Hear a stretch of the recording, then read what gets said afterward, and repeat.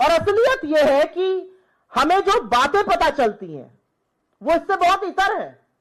हमें तो बताया जाता है व्हाट्सएप पर, हमें तो भक्तों की मंडली, और माफी के साथ कहती हूं आपके जैसे टीवी चैनल तो हमें रोज बताते हैं डंका बज रहा है, यहां तो बैंड बज रहा है, हिंदुस्तान के नागरिकों पर डंडा बरसाया जा रहा है, लाठियां बरसाई जा रही है। कहां डंका बज रहा है? डंका व्हाट्सएप में बज रहा है। यह असलियत है। और हमारी सरकार की तरफ से सुई टपक सन्नाटा।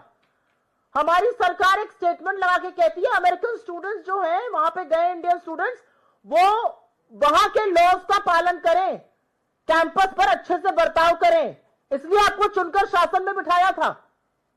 एक प्रधानमंत्री की क्या जिम्मेदारी होती है?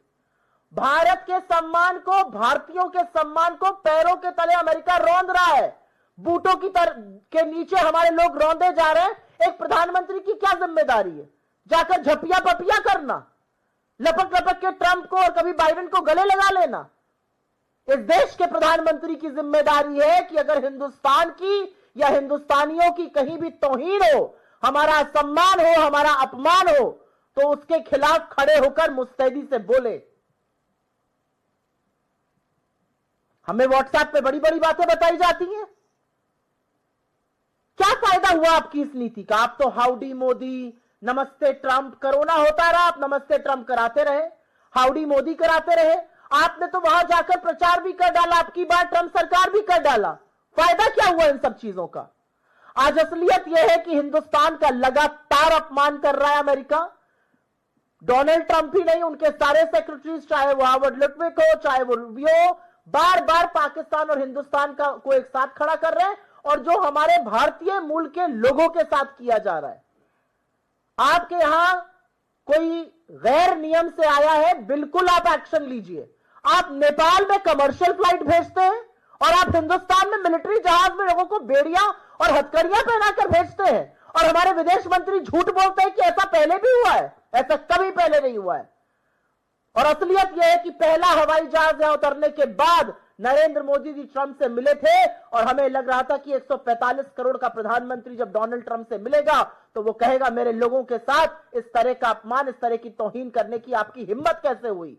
लेकिन उसके बाद एक और हवाई जहाज उतरा और उसमें और बर्बरता थी, उसमें बच्चे और महिलाएं भी थी। This is an extremely important matter. It's a matter that concerns each one of us.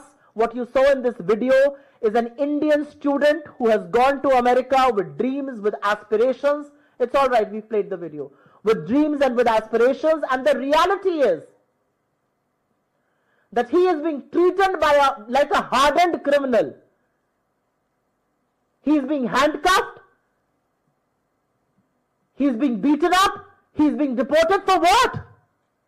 Because he went to America with some dreams in his eyes. And this is not happening to the first student. This has happened to multiple students, where on some context or the other, they are being manhandled, they are being booted out, and they are being deported out of America.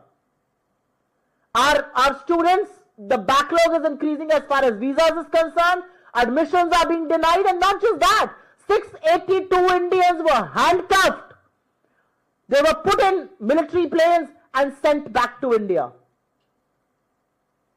If anybody has broken any law to be in your country, there is a humanitarian effort, there is a human way to behave with them.